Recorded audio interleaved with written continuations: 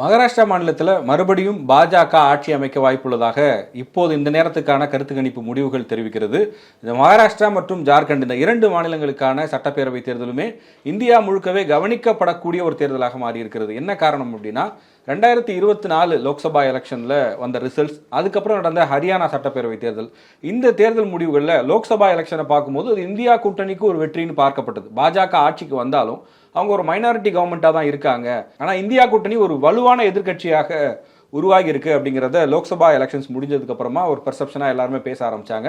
ஆனால் ஹரியானா மாநிலத்தினுடைய சட்டப்பேரவை தேர்தல் முடிவுகள் வேறு மாதிரியாக அமைந்தது. அங்கே காங்கிரஸ் ஜெயிக்கும் அப்படின்னு எதிர்பார்க்கும் போது பாஜக வெற்றி பெற்று எல்லாரையுமே ஒரு அதிர்ச்சிக்குள்ளாக்கியது. யாருமே எதிர்பார்க்கல அப்படின்னு சொல்லக்கூடிய அளவுக்கு அந்த முடிவுகள் இருந்தது. இப்போ இந்த தேர்தல் முடிவுகள் தான் உண்மையிலேயே மக்களுடைய மனநிலையை பிரதிபலிக்க போகிறது. பாஜகவுக்கான செல்வாக்கு குறைந்திருக்கிறதா இல்ல கூடி இருக்கிறதா இல்ல அதே லெவல்ல தான் இருக்கா அப்படிங்கிறத தெரிஞ்சுக்கிறதுக்கான ஒரு தேர்தலா இருக்கும்னு அரசியல் பார்வையாளர்கள் இதை பார்க்குறாங்க. இதை பத்தி நம்ம கொஞ்சம் டீட்டெயிலா பேசுறதுக்கு முன்னாடி மகாராஷ்டிரா மாநிலத்தினுடைய அரசியல் பின்னணி, அங்க சட்டப்பேரவையில் இருக்கக்கூடிய சீட்ஸோட எண்ணிக்கை, அதை எல்லாமே நம்ம பேசிடலாம். எப்படி இருக்கும் அந்த மகாராஷ்டிரா அசம்பிளி எலெக்ஷன் அப்படிங்கிறது சிம்பிளா புரியுற மாதிரி சொல்லணும் அப்படின்னா எந்த மாதிரியான பேக்ரவுண்ட் அதை சொல்லுங்க. இப்போ மகாராஷ்டிரா எலெக்ஷன் அப்படின்னு பார்க்கும்போதே எல்லாரும் உற்று நோக்கக்கூடியதாக தான் இருக்கு. ஏன் அப்படின்னா மகாராஷ்டிரா ஒரு அரசியல் ரீதியாகவும் பொருளாதார ரீதியாகவும் ரொம்ப ரொம்ப வளர்ந்த ஒரு மாநிலமாகவே இருக்கு. இத்தனைக்கும் இந்த மும்பை அப்படின்லாம் பார்க்கும்போது ரொம்ப ரொம்ப வளர்ச்சியான ஒரு இதாகவே இருக்குது. இதில் பாஜக காங்கிரஸ் அப்படின்னு வரும்போது பாஜகவுக்கு ஒரு கம்மியான ஒரு பாப்புலேஷன் பீப்புள்ஸ் தான் ஆதரவு கொடுக்குற மாதிரி இருக்காங்க. ஏன் அப்படின்னா நாடாளுமன்ற தேர்தலில் மகாராஷ்டிராவில் இவங்களுக்கு கம்மியான ஒரு ஆதரவு தான் இருந்தது. ஸோ இதில் பாஜகவுக்கு அதிகமாக இருக்குமா இல்லை காங்கிரஸ்க்கு அதிகமாக இருக்குமா, அடுத்தடுத்து காங்கிரஸ் கொஞ்சம் கொஞ்சமாக மேலே வந்துக்கிட்டே இருக்காங்க. இதனாலேயுமே மகாராஷ்டிரா எலெக்ஷன் எப்படி இருக்கும், இத்தனைக்கும் இந்த கூட்டணி கட்சிகள் அப்படின்னு வரும்போது சரத்பவாரா இருக்கட்டும், அஜித் பவாரா இருக்கட்டும், இவங்க ரெண்டு பேருமே ஒரு கட்சியில இருந்து பிரிஞ்சு அடுத்தடுத்து காங்கிரஸ் பாஜக அப்படின்னு போனவங்க. ஸோ ரெண்டு பேருக்குமே ஒரு குறிப்பிட்ட அளவு மக்கள் ஆதரவு கொடுத்துட்டு இருப்பாங்க. ஸோ அப்போ இந்த மாறி மாறி இருக்கிறதுனால மக்கள் யாருக்கு ஓட்டு அதிகமாக கொடுப்பாங்க அப்படின்ற மாதிரியான விஷயங்களும் இருக்கு. வேறு சில உள்கட்சி இருக்கிறதும் இல்லை எதிர்கட்சிகளில் இருக்கக்கூடிய பிரச்சனைகளுமே இதில் போயிட்டு இருக்கு. அதனாலையுமே இந்த எலெக்ஷன் எப்படி இருக்கும் அப்படின்னு மக்கள் எதிர்பார்த்துட்டு இருக்காங்க. கண்டிப்பாக நீங்கள் சொன்ன மாதிரி மகாராஷ்டிரா மாநிலத்தில் பாஜக அப்படிங்கிறது இன்னைக்கு ஆளும் கட்சியாக இருந்தாலும் அவங்களுக்கு ஆதரவு தெரிவிக்கக்கூடிய ரெண்டு கட்சிகள், ஒன்று சிவசேனாவிலிருந்து ஒரு பிளவை ஏற்படுத்தி இவங்க தான் இன்னைக்கு ஒரிஜினல் சிவசேனான்னு எலெக்ஷன் கமிஷனே சொல்லிட்டாங்க. ஷிண்டே, ஏக்நாத் ஷிண்டே தான் அவங்களுடைய முக்கியமான ஒரு நபராக பெரிய பலமாக இருக்கிறது அவர் தான். அதே நேரத்தில் உண்மையான சிவசேனா நாங்கள் தான் அப்படின்னு உத்தவ் தாக்கரேவினுடைய ஃபேக்ஷன் அந்த பக்கம் இருக்காங்க. அதே நேரத்தில் சரத்பவார் கட்சியிலிருந்து அவருடைய உறவினரான அஜித் பவார் அவர் பாஜக பக்கம் இருக்காரு. இந்த பக்கம் காங்கிரஸ் இருக்கக்கூடிய அலையன்ஸ்ல சரத்பவார் இருக்காரு. இப்படி அந்த என்சிபிலையும் சிவசேனாலையும் ஒரு ஸ்பிளிட் வந்ததுக்கு அப்புறமா நடக்கிற முதல் தேர்தல் அப்படிங்கிறதுனால இது ஒரு எதிர்பார்ப்பை ஏற்படுத்தியிருக்கு. யாருக்கு உண்மையான பலம் இருக்கும் அப்படிங்கிறத ஒரு சண்டை செய்து பார்க்கக்கூடிய ஒரு எலெக்ஷனாக மாறி இருக்கு. இப்போ ஓவராலாக 288 சீட்ஸ் இருக்கு. அந்த மகாராஷ்டிராவை பொறுத்த வரைக்கும் 288 சீட்ஸ் இருக்கு. அதில் அந்த ஒரு மேஜிக் நம்பர் அப்படிங்கிறது 145, 145 இடங்கள்ல யார் ஜெயிக்கிறாங்களோ அவங்க தான் ஆட்சி அமைப்பாங்க அப்படின்னு. இப்போ நம்ம கருத்து கணிப்புகள்லாம் என்ன சொல்லுது அப்படின்னு பார்க்கும்போது சில கருத்து கணிப்புலாம் நெக் டு நெக் இருக்கும்னு சொல்றாங்க. அந்த பாஜகவினுடைய கூட்டணியும் காங்கிரஸ் இடம்பெற்றிருக்கக்கூடிய கூட்டணி, இது நம்ம தமிழ்நாட்டு ஆடியன்ஸுக்கு புரியுற மாதிரி நம்ம இப்படி சொல்றோம். ஆக்சுவலாக அவங்களுடைய அலையன்ஸ் அப்படிங்கிறது அங்கே MVA அப்படிங்கிறது சரத்பவார் காங்கிரஸ் உள்ளிட்டவர்கள்லாம் இருக்கிற அந்த அலையன்ஸ், மகாயுத்தி அப்படிங்கிறது பாஜக உள்ளிட்டவர்கள் இருக்கிற அலையன்ஸ். இதுதான் ரெண்டாங்கிற மேஜரான அலையன்ஸாக இருக்கு. இந்த 145 இடங்களை யார் பிடிக்கிறாங்களோ அவங்க தான் ஆட்சி அமைப்பாங்க அப்படின்னு சொல்லும்போது ரெண்டு பேருமே கொஞ்சம் க்ளோஸாக வராங்க. 130 140 இடங்களுக்கு அப்படி நெருங்கி வரும்போது யாருங்கிறது ஒரு கடைசி நேர திருப்பமாக தான் இருக்குமே தவிர ஒரு சைடா இந்த கூட்டணி தான் ஜெயிக்க போகுது அப்படின்னு நம்ம சொல்ல முடியல. ரெண்டு சைடுமே வாய்ப்பு இருக்குன்னு சொல்றாங்க. ஒரு சில கருத்து கணிப்புகளில் பார்க்கும்போது பாஜகவே மீண்டும் ஆட்சி அமைக்கும் அப்படிங்கிற விஷயத்த சொல்றாங்க. இன்னைக்கு மகாராஷ்டிரா மட்டும் இல்லாமல் ஜார்க்கண்ட் மாநிலத்திலையும் தேர்தல் நடந்திருக்கு. இரண்டாம் கட்ட தேர்தல் அவங்க 2 ஃபேஸா எலெக்ஷன் நடந்தது. முதல் ஃபேஸ் ஏற்கனவே நவம்பர் மாதம் 13ஆம் தேதி முடிந்திருந்தது. இன்னைக்கு ஒரு 38 சீட்டுக்கு எலெக்ஷன் நடந்திருக்கு. ஜார்க்கண்ட் மாநிலத்தினுடைய தேர்தலும் முக்கியமான தேர்தலாக தான் கவனிக்கிறாங்க. என்ன காரணம் அப்படின்னா அந்த மாநிலத்தினுடைய முதலமைச்சராக இருந்த ஹேமந்த் சோரன் அமலாக்கத்துறையினால் கைது செய்யப்பட்டு சிறையில் இருந்தார். சிறையிலிருந்து வெளியில வந்ததுக்கு அப்புறமா மறுபடியும் அவங்க இந்த தேர்தலை சந்திக்கிறதுனால அவர் மேலே கரப்ஷன் சார்ஜஸை பிஜேபி நிறையவே வச்சுருந்தாங்க. நான் வந்து ரொம்ப க்ளீனான பர்சன் தான், என்னுடைய ஆட்சி மக்களுக்கான ஆட்சியாக தான் இருந்தது அப்படின்லாம் சொல்லிட்டு இருக்காரு. ஸோ இப்படி எதிர்த்தரப்பு இந்த பக்கம் ரெண்டு பேருக்குமே வந்து ஆப்போசிட்டாக ஒவ்வொரு விஷயங்களை பேசிகிட்டு இருக்கும்போது இவர் தன்னை நிரூபிக்க வேண்டிய ஒரு கட்டாயத்தில் இருக்கார். அதனால ஜார்க்கண்ட் தேர்தலையும் ரொம்ப அதிகமாக கவனிக்கிறாங்க. பூர்வகுடிகள் அங்கே ட்ரைபல்ஸ் வந்து ரொம்ப அதிகமாக இருக்கிற ஒரு ஸ்டேட் அது. அந்த ஸ்டேட்டினுடைய பிரச்சனைகளையும் அதிகமாக பேசியிருக்காங்க. ஸோ அவங்க அந்த இடத்துலையுமே வந்து யார் ஜெயிக்க போகிறாங்க அப்படிங்கிறதுமே எல்லாருமே எதிர்பார்த்து காத்துக்கிட்டு இருக்காங்க. இதில் இன்னும் ஒரு சில விஷயங்களையும் கூட நம்ம கவனிக்க வேண்டியதாக இருக்குது.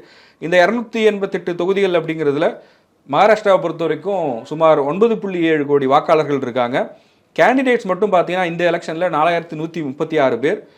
சீட்ஸில் வந்து அங்கே பட்டியல் சமூகத்துக்கு ஒதுக்கப்பட்ட சீட்ஸ் அப்படின்னு பார்க்கும்போது 29, பழங்குடியினர் 25 அப்படின்னு சொல்லி அங்கே ரிசர்வேஷன் இருக்குது. 363 பெண் வேட்பாளர்களும் களத்தில் இருக்காங்க. இப்போ நம்ம முன்னாடி பேசும்போது சொன்னோம் இல்லையா, நீங்கள் கூட சொன்னீங்க ஷிண்டேவோட பார்ட்டி உத்தவ் தாக்கரே, அதே போல் என்சிபி 2 இருக்குது, அஜித் பவார், இன்னொரு பக்கம் சரத் பவார். அவங்க 2 பேரும் ஏறத்தாழ ஷிண்டேவும் உத்தவ் தாக்கரேவும் மட்டுமே 51 இடங்களில் நேரடியாக மோதுறாங்க. என்சிபின்னு பார்க்கும்போது அஜித் பவார் வர்சஸ் சரத் பவார், அந்த 2 கட்சிகளும் நேரடியாக வேட்பாளர்களை 36 தொகுதிகளில் களமிறக்கி இருக்காங்க.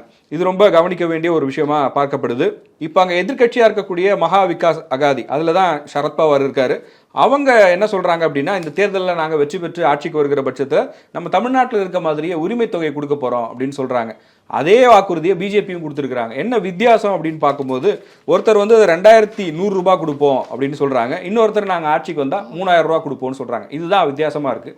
நீங்கள் பார்த்த வரைக்கும் இந்த ஒட்டுமொத்த கேம்பெயின்லையும் சரி, இந்த 2 கட்சிகளுக்கு இடையேயான கருத்து மோதலையும் சரி, கவனிக்க தகுந்த விஷயங்களா என்னென்ன விஷயங்கள்லாம் கவனிச்சிங்க? இதில் வந்து வாக்குறுதிகள் அப்படின்னு வரும்போது நிறைய இலவசங்கள் வந்து பயன்படுத்தி இருக்கிறது வந்து ரொம்ப முக்கியத்துவம் கொடுத்து பார்க்கப்படுது. ஏன் அப்படின்னா, தமிழ்நாட்டில் இருக்கக்கூடிய ஒரு சில இலவசங்கள் கொடுக்கக்கூடிய மக்களுக்கு வந்து பயன்படக்கூடிய 2-3 திட்டங்கள் வந்து இதில் வந்து சொல்லியிருக்காங்க. கர்நாடகாவில் பயன்படுத்தின அதே யுக்தியை வந்துட்டு காங்கிரஸ் வந்து இப்போ இந்த மகாராஷ்டிரா தேர்தலையும் பயன்படுத்துகிறாங்களா அப்படின்ற மாதிரியான ஒரு கொஷினும் வந்துட்டு இருக்கு இவங்களுடைய தேர்தல் வாக்குறுதிகள்லாம் பார்க்கும்போது. அப்படி பார்க்கும்போது இவங்க நீங்கள் சொன்ன மாதிரியே 3000 ரூபாய் வந்து நாங்கள் வந்து மகளிர்களுக்காக கொடுக்குறோம் அப்படின்னு சொல்லியிருந்தாங்க. அதே மாதிரி தான் பாஜகவும் நாங்களும் இலவசங்கள்லாம் அறிவிப்போம், உங்களுக்கு மின் கட்டணம் வந்து 30% வரலுமே குறைப்போம் அப்படின்ற மாதிரி சொல்லியிருக்காங்க. அதே மாதிரி காங்கிரஸ் வந்துட்டு நாங்கள் விவசாய கடன் வந்துட்டு 3 லட்சம் வரலுமே தள்ளுபடி செய்வோம் அப்படின்றது எல்லாமே காங்கிரஸ் சார்பில் இருந்து வரவேற்கக்கூடியதாகவும் இருக்குது. ஏன்னா விவசாய கடன் வந்து நிறைய பிரச்சனைகள் எல்லாமே போயிட்டுருக்கு. இதுலேயும் மகாராஷ்டிராலையுமே விவசாயம் சார்ந்த பிரச்சனைகள் எல்லாமே போயிட்டு தான் இருக்குது. ஸோ அந்த டைமில் வந்துட்டு 3 லட்சம் வரலுமே நாங்கள் கடனை தள்ளுபடி பண்ணுவோன்றது காங்கிரஸ்க்கு வந்துட்டு கொஞ்சம் இன்னும் கொஞ்சம் அதிகமான மக்கள் வந்து ஈர்க்கிறதுக்கான வாய்ப்புகள் இருக்குது அப்படின்ற மாதிரியும் பார்க்கப்படுது. அதே மாதிரி இந்த இலவச பேருந்து பயணம் அப்படின்றதுமே வந்துட்டு தமிழ்நாட்டில இருந்து பண்ணிட்டு இருந்தாங்க.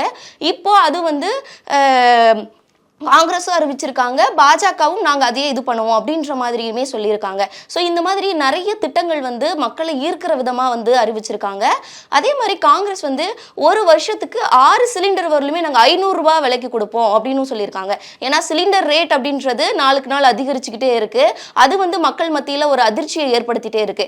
ஸோ மக்களை வந்து எந்தெந்த விஷயங்கள்னால நம்ம ஈர்க்கலாம் அப்படின்னு சொல்லிட்டு அதை ஒரு வகைப்படுத்தி தான் இந்த மாதிரியான ஒரு இதை வந்து இது பண்ணியிருக்காங்க. இதனால மக்கள் வந்து யாருக்கு ஓட்டு போடுறது, ஏன்னா 2 பேருமே மக்களுக்கு தேவையான விஷயங்கள் எல்லாமே ஒன்னொன்னு சொல்லிட்டு இருக்காங்க அப்படின்றதுமே ரொம்ப பார்க்க வேண்டியதாகவும் இருக்கு.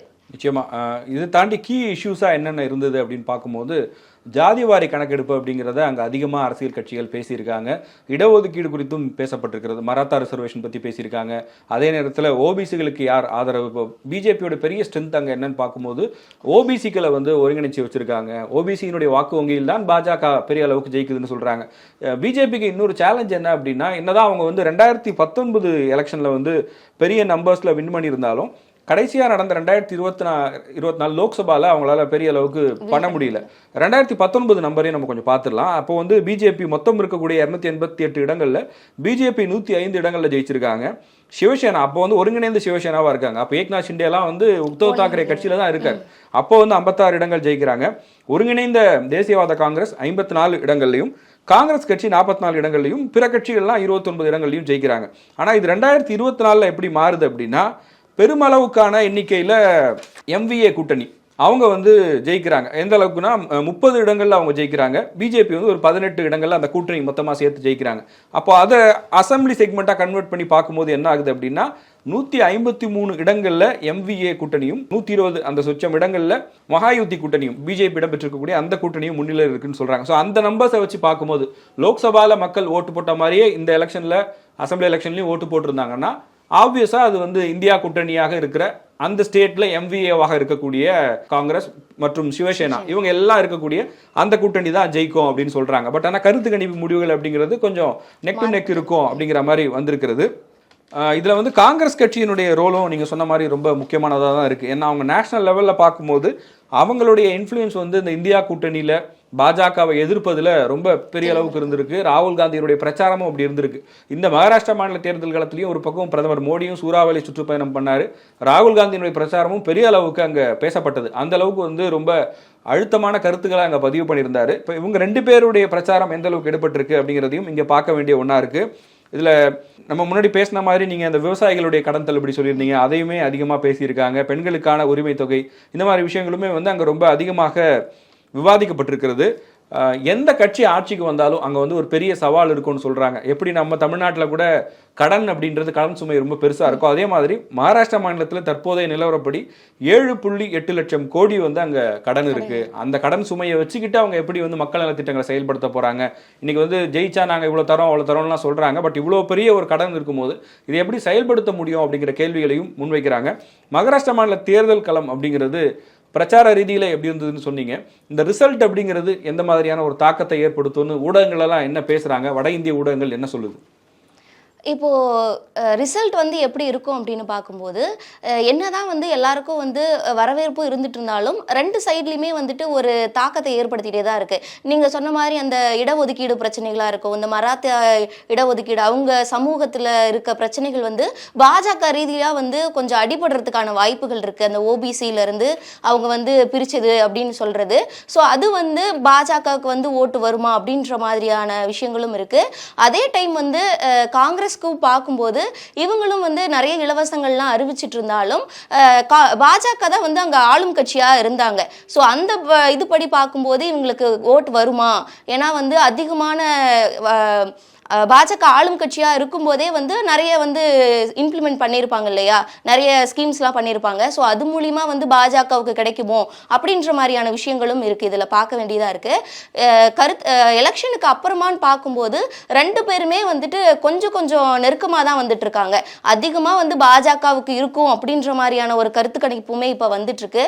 அதாவது தேர்தலுக்கு பிந்தைய கருத்து கணிப்பு அவங்களுக்கு வாய்ப்பு அதிகமாக இருக்குது அப்படின்ற மாதிரி வந்துட்டு இருக்கு. அப்படி பார்க்கும்போதுமே வந்து எவ்வளோ இருக்கும் அப்படின்னா ஒரு 20 தொகுதிகள் 30 தொகுதிகள் மட்டும்தான் வேறுபடுமே தவிர இவங்க வந்து ஒரு ரொம்ப போட்டி வந்து அதிகமான ஒரு போட்டியில தான் வந்து வின் பண்றதுக்கான வாய்ப்புகள் இருக்கு அப்படின்ற மாதிரியுமே வந்து சொல்லிட்டு இருக்காங்க.